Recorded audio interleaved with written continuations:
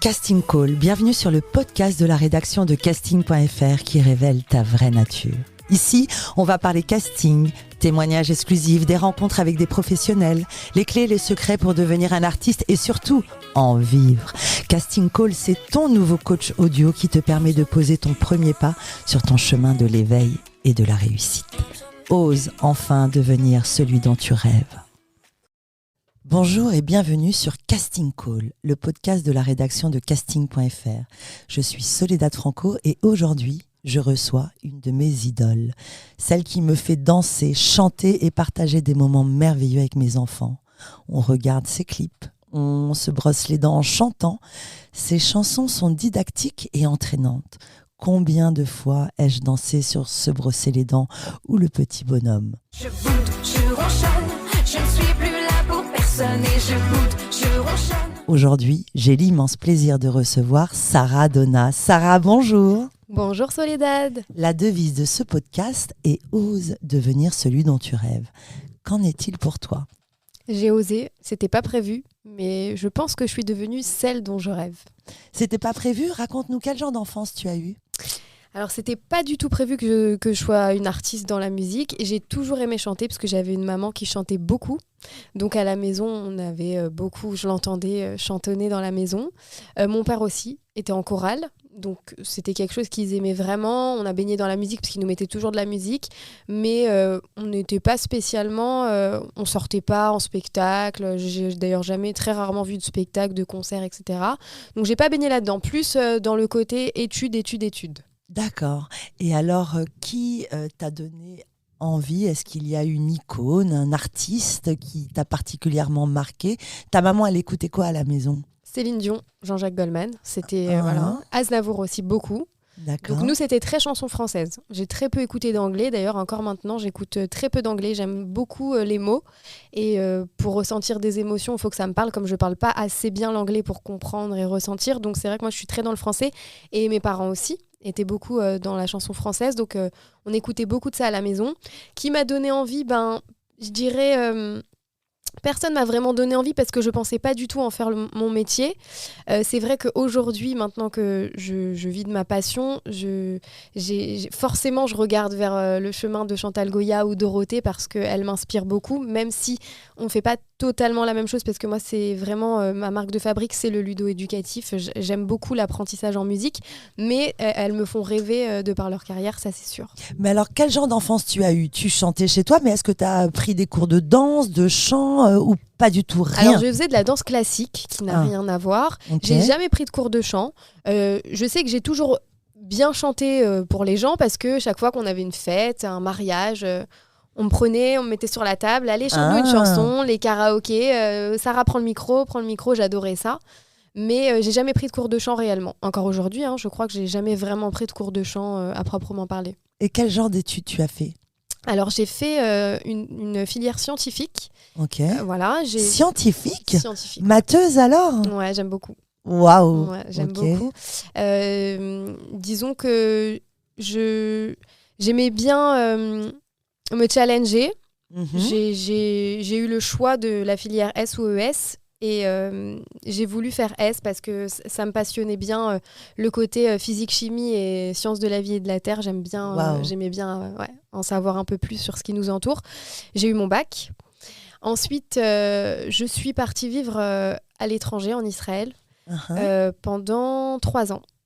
Et j'ai fait là-bas des études, D'accord. mais aucun rapport avec la filière scientifique. Enfin, un peu, parce que c'était de la banque et finance, mais rien à voir non plus avec la musique. Donc là, t'as quoi, 18-20 ans? Alors, j'ai mon bac à 18 et je finis mes études, un billet. J'ai eu un billet de business administration là-bas. Et là, quand tu fais tes études, vraiment, tu ne t'imagines pas, tu ne t'envisages pas artiste. Pas Vraiment. du tout. Pas du tout. Alors, chaque Ok. fois qu'il y a un événement à la fac, je suis conviée à chanter. Je chante dans tous les événements de la fac. Donc tu aimes chanter et j'aime tu chanter. sais que tu as une belle voix. J'aime chanter. Alors, j'ai pas The Voice.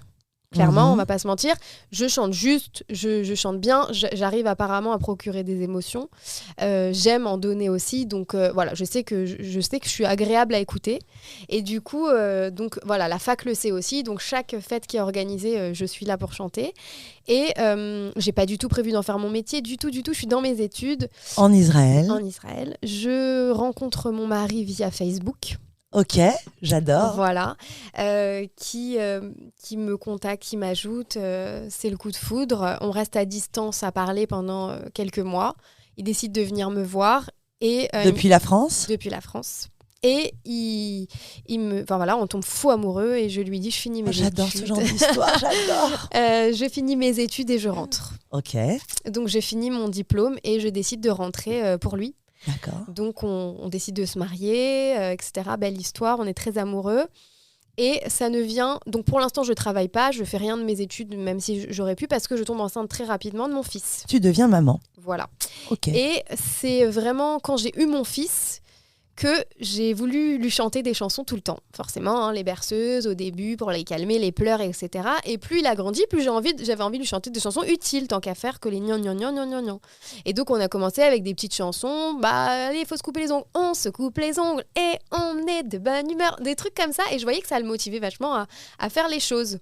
Et c'est là que je me suis dit, mais attends, mais pourquoi est-ce que je ne mettrais pas des chansons ludo-éducatives ? Ça peut vraiment marcher. Et je n'en ai pas trouvé. Ça n'existe pas. Enfin, il y a des petits trucs comme ça de mascotte et tout, mais pas vraiment. Le plus grand succès qu'on connaît, c'est ABC, voilà, CD de exactement. Chantal Goya. Exactement. Mais il n'y avait pas vraiment de ludo-éducatif sur le quotidien, en fait. Et donc, je me dis, je vais réfléchir là-dessus et je décide vraiment de creuser et de créer mes propres chansons puisque ça n'existait pas.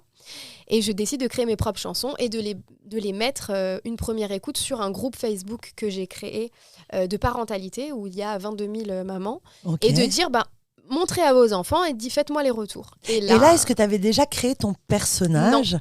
D'accord. Juste toi, ta voix. Voilà, exactement. Okay. J'avais dans un premier temps décidé de faire ça. Donc, après, on crée la chanson.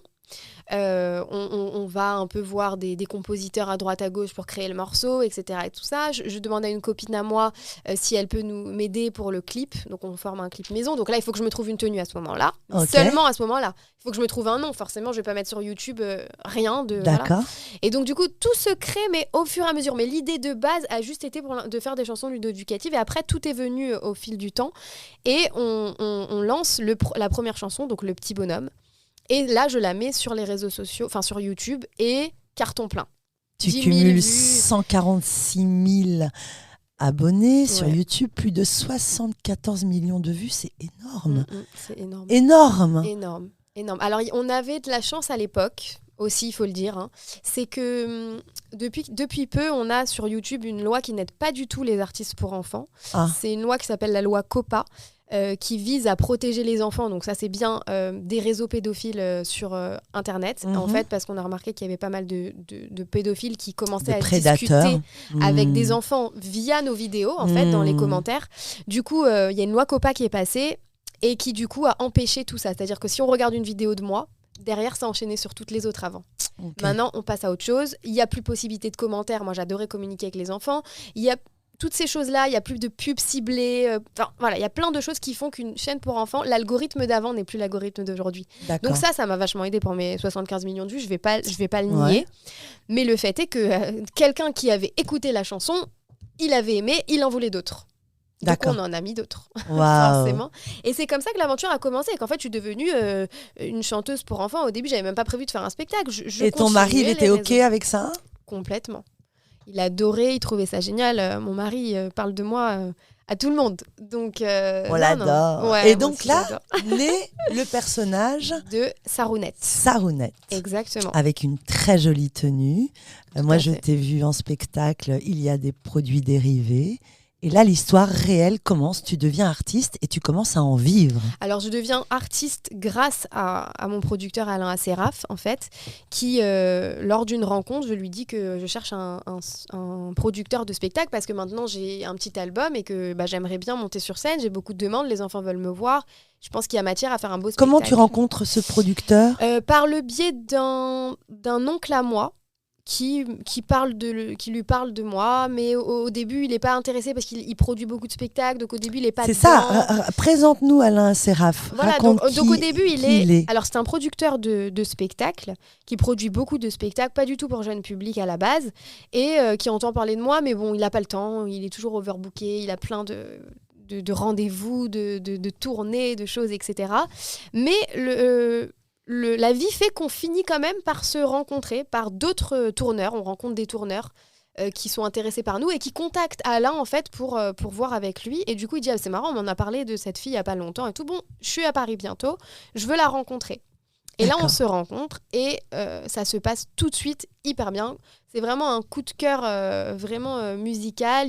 Il adhère totalement. Il voit en fait que je vibre pour ce que je fais, que c'est pas business, marketing, que c'est vraiment j'aime ça, je veux faire ça, j'aime chanter pour les enfants, j'aime que tu as eu une idée aussi. Que j'ai eu une idée exactement et il me dit moi je vais te produire un spectacle.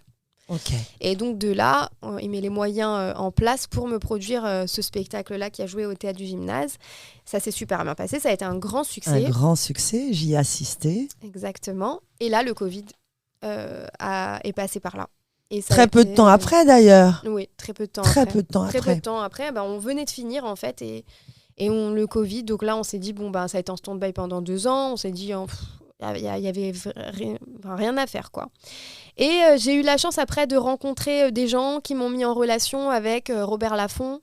Parce que c'était mon rêve. Parce que ce que tu ne dis pas, c'est que tu es très, très travailleuse. Qu'est-ce que tu as fait pendant le Covid ? Pendant le Covid, j'ai réfléchi donc du coup à un 2e album et j'ai eu envie d'écrire un livre qui raconterait les histoires de mes chansons.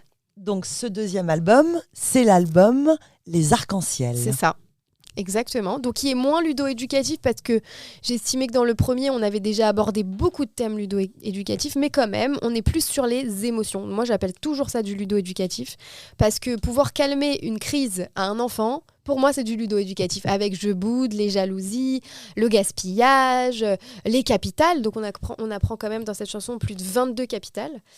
Donc, voilà, c'est un super album que j'adore. Et ce que j'aime dans ton univers, Sarah, c'est que tu oses encore avoir un univers. Moi, je ne cesse de penser à Chantal Goya, qui est une autre icône que j'aime énormément, parce que tu oses offrir aux enfants encore cette espièglerie, ce monde gentil et ce monde éducatif, parce que les gamines à 7 ans, 8 ans, c'est du Weshden, Coco, Hors de ma vue, etc. Je critique pas Weshden, on adore, je danse sur Weshden.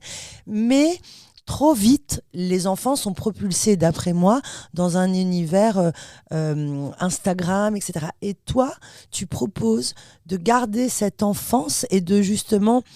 À travers le chant, on parle de sophrologie, on parle de toutes ces alternatives pour tous ces enfants, trop d'écran, trop d'agressivité, etc. Et ton univers à toi, il offre justement un monde encore merveilleux à ces enfants. Parle-nous du livre qui accompagne l'album.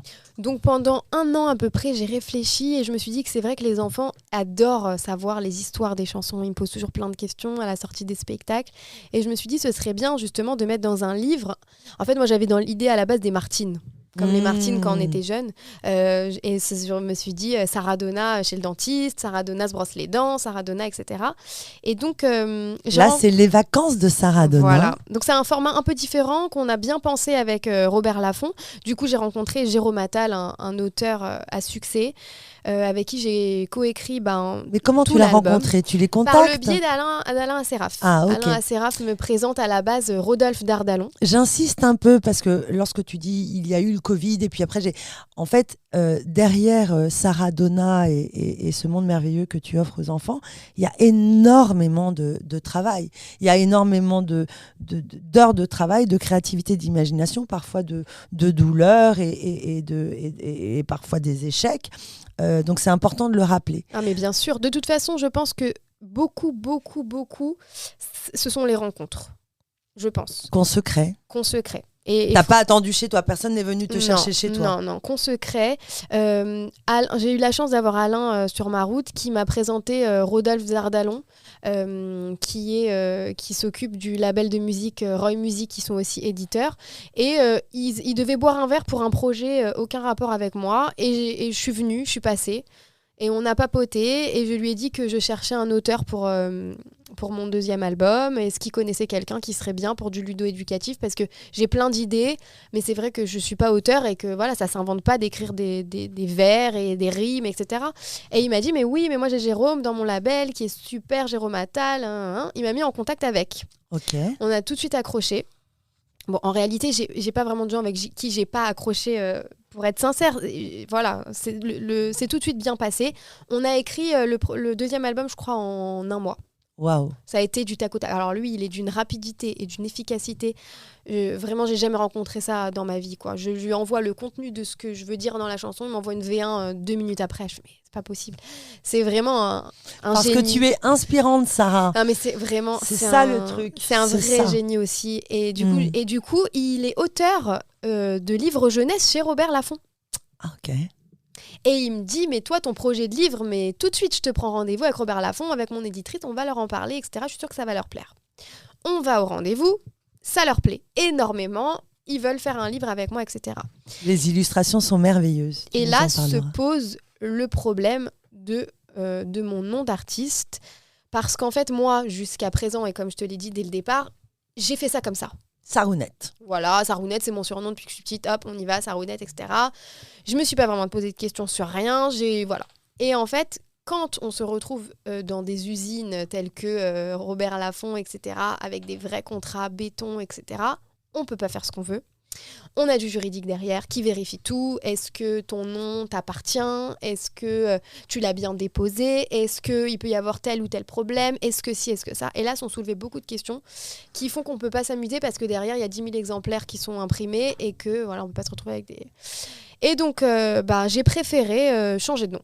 Changer de nom. Et je me suis dit que les enfants m'aiment pour ce que je suis, pour ce que je représente, et que ça mettra un petit temps à s'adapter, mais je préfère faire les choses bien, ne pas avoir de problème. Et puis c'est une évolution aussi. Sarounette, voilà. Il y avait quelque chose, je le fais dans ma cuisine en train de penser à mon propre enfant, et puis finalement là tu deviens une vraie artiste face à un large public. C'est devenu quand même beaucoup plus professionnel parce que cet album a été fait avec un label de musique qui m'a mis des vrais professionnels qu'on a enregistré quand même au studio haut de gamme qui a reçu Céline Dion, Lara Fabian, etc. Donc un vrai studio. Les vacances de Sarah Donna, le livre, c'est quand même Robert Laffont. Donc voilà, c'est quelque chose de beaucoup plus professionnel. Et puis de toute façon, je revenais après 2 ans de Covid. Je me suis dit, tu sais quoi ? Repars de zéro, t'arrives, tu fais ton annonce, nouveau nom, nouveau look, et tu sors ton album. Et les gens ont suivi. Les gens ont suivi, les gens adorent mon...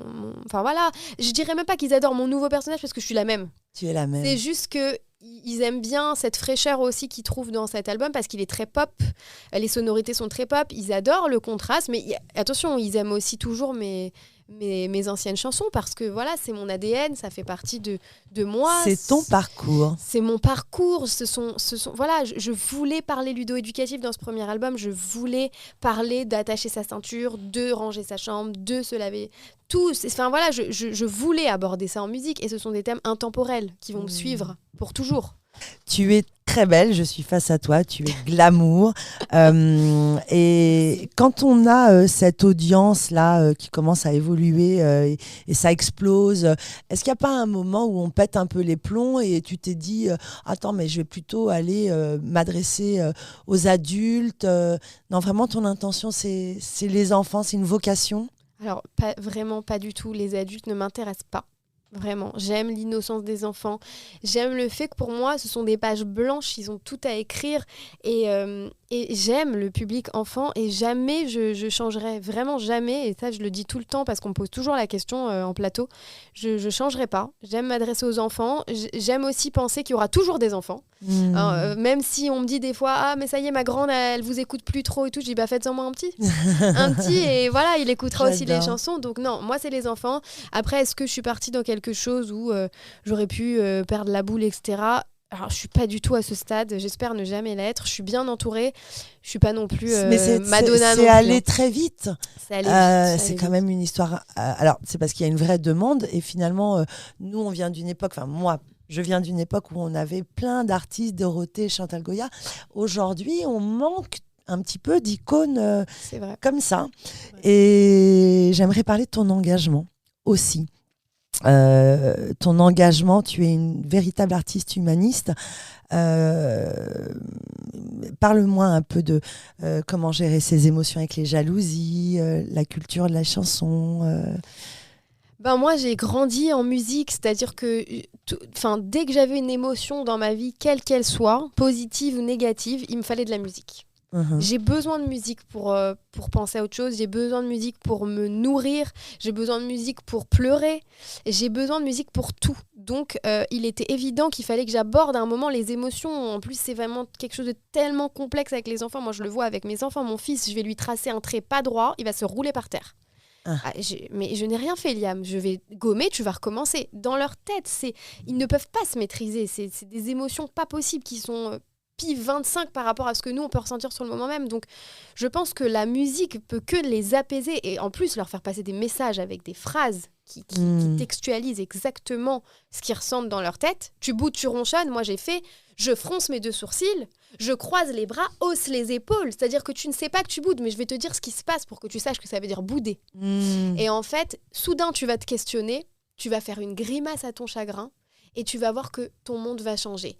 Et en fait, c'est vraiment ça que j'ai voulu faire dans cet album, parler aussi des jalousies, mais un peu en dérision, un peu un battle comme ça. Ouais, t'as eu une glace, t'as eu un truc, et moi, j'ai pas eu ça. Parce que ça passe mieux en musique. Ça passe mieux en musique et écouter des mélodies et lire des livres, ça vaut peut-être mieux parfois que d'emmener ses enfants chez le psy. C'est une petite chose que je pense. Votre actualité, ton actualité, tu joues au Maroc en mai. Oui. Raconte-nous. J'ai eu l'opportunité par un tourneur marocain, bon, toujours grâce à Alain Asseraf, qui connaît un tourneur marocain, qui est venu à mon spectacle, qui a adoré le spectacle et qui est sûr que les Marocains vont adorer. En plus, j'ai beaucoup de vues. Donc c'est un nouveau spectacle? Non, c'est le même spectacle, mais qui sera joué au Maroc. En chantant? Le voyage en chantant. Ah, ok, exactement. Très bien. Et du coup, on part au Maroc en mai, parce que j'ai beaucoup de vues sur YouTube qui viennent du Maroc, donc ça aide. Et je sais que j'ai beaucoup de gens aussi qui me suivent du Maroc, qui m'écrivent, donc on va jouer en mai. Puis on jouera, comme j'ai beaucoup de demandes sur Paris, mais j'avais déjà joué jusqu'au mois de février, c'était pas du tout prévu que je rejoue avant la rentrée, mais on a quand même ajouté 2 dates là en juin. En juin, alors attention parce qu'il reste très peu de place là. C'est ça, on a mis en ligne hier et c'est déjà quasi complet pour les 2 dates, donc foncez si vous voulez venir. Et en octobre également, il me semble. Alors à partir du mois d'octobre, on va tourner. Ah, tu pars en tournée. Voilà, donc on n'a pas défini encore exactement les dates, mais on est en train de mettre en place une tournée dans les grandes villes, Marseille, Lyon, Toulouse, Nice. Voilà, on a sûrement 2 dates qui s'ajouteront, mais pour l'instant, c'est ce qu'on aimerait faire et je referai des dates à Paris. Quel est ton plus beau souvenir artistique ? Mon plus beau souvenir artistique, c'est peut-être le spectacle, oui, mais c'est peut-être la rencontre avec les gens après le spectacle, tout de suite à chaud là. Quand ils arrivent et qu'ils nous disent exactement ce qu'ils ont pensé, et quand j'entends les parents dire on a passé toute la famille un moment hors du temps, c'était exceptionnel, de voir les enfants, les yeux des enfants qui brillent, qui sont émerveillés de me voir, alors que bon voilà, moi forcément je me perçois pas comme ça, puisque je suis moi, Sarah, mais eux, ils me perçoivent vraiment comme une princesse Disney qui sort d'un monde inconnu, mais moi, je vais rentrer chez moi et je vais faire ma machine, quoi. Donc, c'est vrai que ce contraste-là, j'adore me sentir un peu quelqu'un pour eux, et dans les yeux des enfants, les bisous, les câlins, les cadeaux, les bracelets, tout, voilà. Ça, c'est vraiment... Comment a réagi ton environnement, enfin tes amis, ta famille ? Comment ils t'ont soutenu ? Tu as rencontré, je ne sais pas, parfois des jalousies, ou parce que c'est pas évident d'avoir une amie qui se lance comme ça. Oui, j'ai eu pas mal. Alors, la plupart des gens qui m'entourent sont bienveillants et fiers de moi et me soutiennent à fond parce qu'ils savent très bien que c'est ma vie, que je vis pour ça et que je ferai ça toute ma vie, même si demain ça doit ne plus trop marcher ou quoi, je continuerai à chanter, à faire des vidéos parce que c'est ce que j'aime faire, donc je n'ai rien à perdre. Mais forcément, oui, ça attise aussi pas mal de jalousie, de gens malveillants qui veulent forcément nous nuire. Et faut s'accrocher parce que quand on a un rêve, rien ne peut nous arrêter. Et je pense que c'est le plus important. Aujourd'hui, si c'était à refaire, tu le referais entièrement ? Alors, pas tout pareil, mais c'est sûr que je le referai parce que cette idée-là, elle m'est venue en tête et c'était impossible de m'en défaire. En plus, je suis obsessionnelle, donc ça veut dire que moi, j'ai une idée en tête, il faut que je fonce. Et je suis impatiente, donc il faut que ce soit tout de suite. Mais oui, je prendrai plus de précautions, disons. Je me suis un peu lancée trop rapidement, sans réfléchir à des choses. Avec beaucoup d'authenticité et cette audace que tu as et surtout cette passion. Et pour chanter avec les enfants, il faut être soi-même une âme pure. C'est vrai, mais et parfois... c'est ce que je ressens quand je te reçois. C'est gentil, mais c'est vrai que parfois on veut faire trop vite et on a l'impression qu'on vit dans un monde de bisounours et qu'en fait rien ne pourra nous arriver. Et du coup, c'est vrai qu'on fait des erreurs qu'on peut payer après très cher. Donc quand même, moi, si j'ai un conseil à donner aux artistes, c'est vrai, même si on peut toucher du doigt notre rêve, on sent que ça va se réaliser, etc., de quand même s'entourer de professionnels pour prendre des infos, savoir... Voilà, tout n'est pas tout rose, tout n'est pas tout beau tout le temps, même si on sourit, qu'on garde la pêche et la foi, mais il faut quand même savoir s'entourer de professionnels pour ne pas faire de bêtises. Qu'est-ce qu'on peut te souhaiter pour la suite ? Que ça continue, que je fasse encore plein d'albums, plein de vidéos, que je sois plus vue encore. Voilà, moi j'aimerais vraiment me faire connaître de tous les enfants de France déjà. Après, bon, si ça peut s'exporter dans les pays francophones, j'aimerais beaucoup, mais déjà que tous les foyers français puissent... écouter mes chansons dans leur quotidien et que ça puisse aussi les aider. C'est mon rêve. Et qu'est-ce que tu donnerais comme conseil à toutes ces femmes qui rêvent d'entamer une carrière artistique, de s'inscrire à une formation ? Parce que je suis assez époustouflée parce que tu es quand même atypique. Les artistes galèrent des années. Les artistes se forment, vont dans des écoles. Moi, ce que j'aime, c'est que tu as eu une idée. Cette idée, elle a été authentique parce qu'elle a été éveillée par l'amour de ton enfant. Donc, ça prouve bien que quand c'est authentique, on se lance. Tu as su utiliser les réseaux et tu t'es lancée. Mais tu sais que c'est rarissime. J'en rencontre beaucoup des artistes. Si quelqu'un veut se lancer, quel conseil tu lui donnerais ? Moi, je sais que si j'ai pu le faire, c'est parce que j'ai eu le soutien de mon mari qui m'a dit j'avais pas de pression de travail. Donc ça a joué aussi parce que j'aurais pu être dans un moment où j'ai pas le temps. Donc et le regard de quelqu'un qui croit en toi. Qui croit c'est même plus que croire en moi, c'est un regard... Pour lui, je suis tout. Je peux être tout, je peux devenir ce que je veux du jour au lendemain. Donc forcément, ça donne des ailes. Et mon entourage, tout le monde a cru en l'idée tout de suite. Tout le monde m'a dit mais oui. Et surtout, je n'avais rien à perdre. Et en fait, c'est ça que j'aimerais dire aux femmes qui veulent se lancer. On n'a rien à perdre. Ok, de nos jours, on a les réseaux sociaux qui nous permettent de mettre une vidéo en 4 secondes. Donc, lance-toi. Si ton concept te plaît, si tu as un truc, tu verras tout de suite les retombées. Et au pire, ça marche pas. Bon, t'auras fait une vidéo, t'auras peut-être mis un peu de sous. C'est pas la fin du monde. Lance-toi, essaye. Et si ça marche, ça marche. Si ça marche pas, t'auras fait un kiff. L'album s'appelle Les Arcs-en-Ciel. Le livre Les Vacances de Sarah Donna chez Robert Laffont. Et les 2 dates en juin, c'est le 11 et le 18 juin, au Théâtre Les Enfants du Paradis, dans le 9e. Dans le 9e, un très beau théâtre. On va même pouvoir monter sur scène avec toi, il me semble. C'est ça, exactement. Je fais monter quelques enfants sur scène pour une chanson bien précise, pour une surprise aux parents. Sarah, merci pour ces moments de joie. Moi, je vis avec toi. On vit avec toi à la maison. Et ce sont des moments merveilleux de partage qu'on vit avec nos enfants. Sarah, merci pour ce moment. Merci beaucoup de m'avoir reçue, ça me fait très plaisir. Et bonne route. À bientôt. À bientôt.